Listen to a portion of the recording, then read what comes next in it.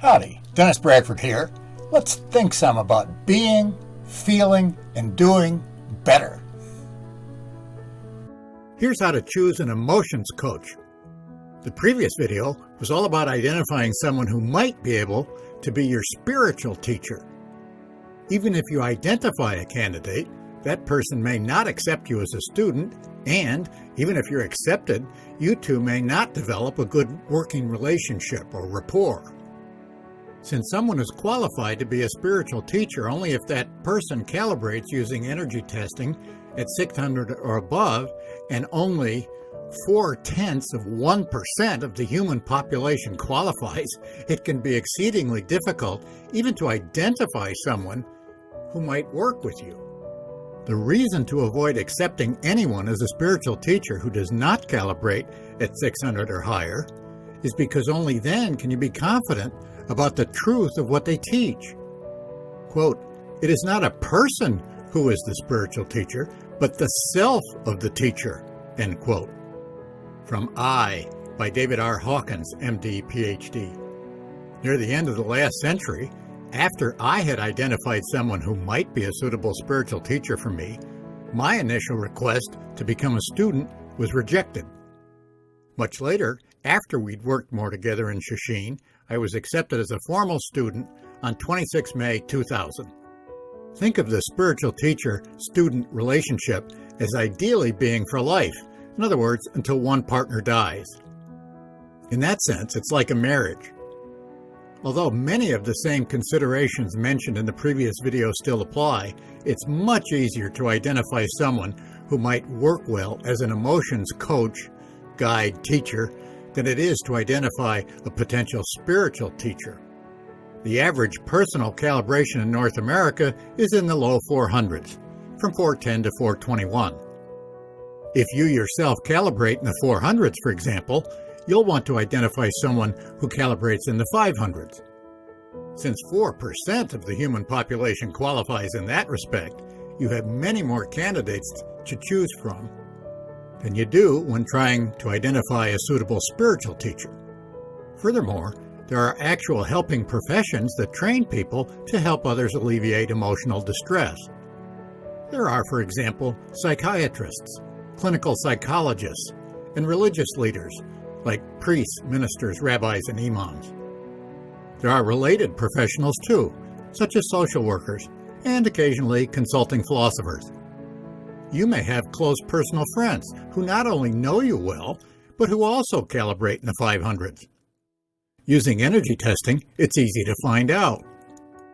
You may have geographically near you helpful organizations such as a Zen center or a monastery that are led by suitable candidates.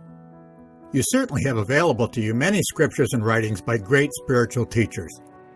They fundamentally agree in what they teach, and it's quite likely that you may avail yourself of those teachings without spending a penny. Dr. Hawkins claims that it's never been easier for someone to progress towards enlightenment than it is today because of energy testing to select suitable teachers and teachings and to weed out bad ones.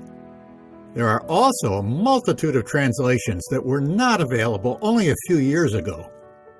In fact, again, if you've watched all the videos in this playlist and absorbed the main ideas presented, you already have a solid intellectual foundation upon which to flourish emotionally. Start by becoming a better human being. Always be kind and integrous.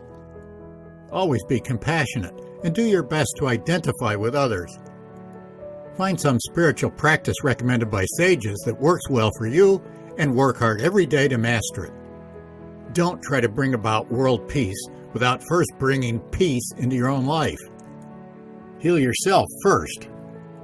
Sages have been stressing that point at least since the time of the Buddha. The Buddha left us a story about that. It's retold by Thich Nhat Hanh in his Being Peace.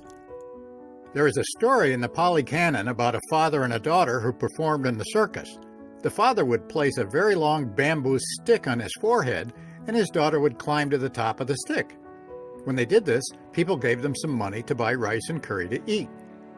One day the father told the daughter, "My dear daughter, we have to take care of each other.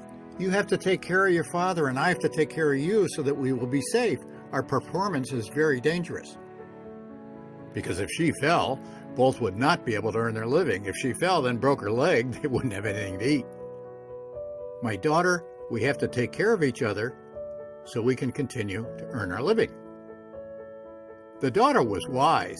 She said, "Father, you should say it this way. Each one of us has to take care of himself or herself so that we can continue to earn our living. Because during the performance, you take care of yourself. You take care of yourself only. You stay very stable, very alert. That will help me. And if when I climb, I take care of myself, I climb very carefully. I do not let anything wrong happen to me. This is the way you should say it, Father.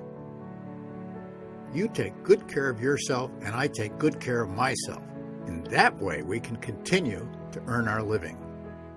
The Buddha agreed that the daughter was right. End quote.